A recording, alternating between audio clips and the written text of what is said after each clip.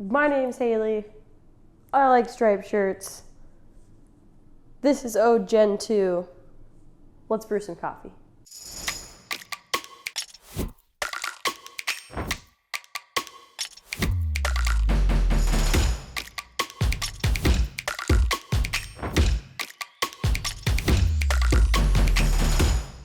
What's up, fellow coffee fans, fellow fans, and fans of coffee everywhere? My name is Haley. I am your local resident neighborhood Q grader coming at you live from our Pink Room studio in San Francisco, California. Hope your week has gone super well. I'm here with another brew guide for you, this time from us to you, and actually kind of from us to you, but mostly from Sey and also from us to you, meaning Sey gave us advice on how to brew this coffee and we're really loving it. It's a little bit different, the brew guide today, so you're gonna wanna pay close attention to the recipe and how I am brewing it. But first, I wanna let you know what it is. It's an Ethiopia Harbegona. It's a Landrace variety, and it's super delicious washed Ethiopia, very clean, like extremely clean.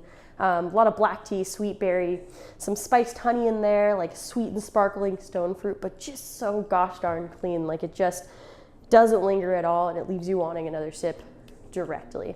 Thank you, Sey, so much for this brew guide.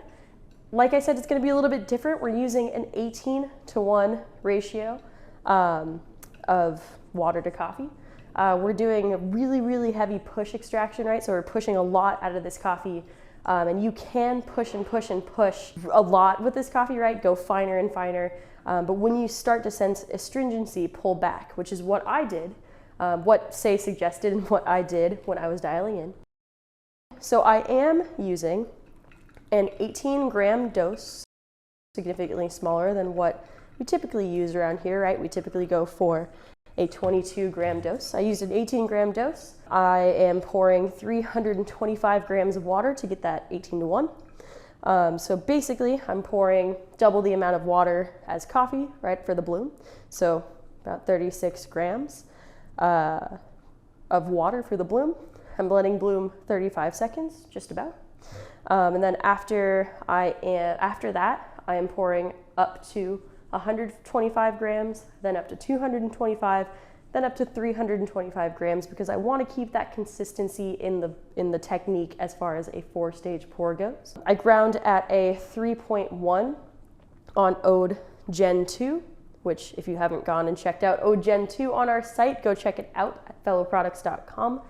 Such a game changer. Ground at 3.1 on Ode Gen 2. I'd suggest a really fine, probably around a 2 on Ode Gen 1, maybe even a little bit finer.